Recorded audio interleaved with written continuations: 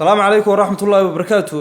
بشوين تساماليات آديات بان ني سلامنا صاحب يال كود سود وهذا مركز تيمر والبنا سادوك صوتين بوحنا كشقينا وبالشدينا هرمرين تعافيمات كده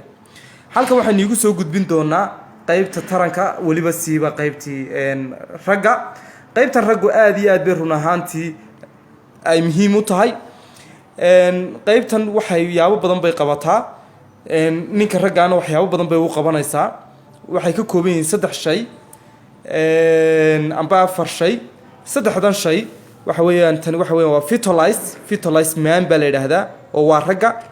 waxay qabataa inuu gaxanta inuu ninku biyo ku filan oo gaxan ku filana inuu soo deyn karo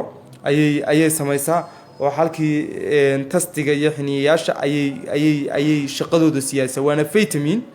tan waxa la yiraahdaa multimaka waxay aad iyo aad ugu fiican tahay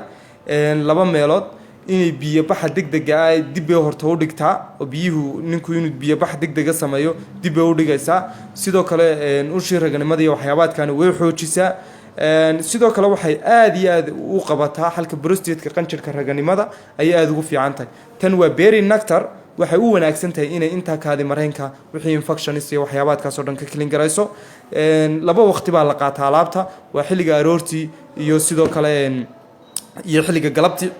cuntada kadib tan waxa weeyaan fertilize laba mar buu qaadanaya qofku tan multimaka xabad buu qaadanaya aliola berry nectar kan wuxuu qaadanaya 60 ml labada waqti ee ah aroortii iyo sidoo kale galabti sidoo kale waxa wanaagsan xilligan waxa weeye markuu xaaladani waa xaalad qusaysan labadiiba ninkii odayga ahaa iyo gabadhiiba waa qoyska wax quseeya saadaradeed waxa ugu wanaagsan waxa weeyaan inay ninka iyo gabadhuba ay wada bilowdaan qaybtii dumar gabadhuna qaybteedii ay bilaabanto qaybtii dumarka ninkuna uu qaybtiisa bilaamo waqtiina marka timeka aan la wadayo iyo sidoo kale xilliga aan kulanka la sameeyo waxyaabaadkaas oo dhanna si gaar ah ayaan iigu sharxi doonaa aad baad mahadsantiin ku soo dhawaada kamanigeena Forever Living Product iyo qaybta caafimaadka السلام عليكم ورحمة الله وبركاته.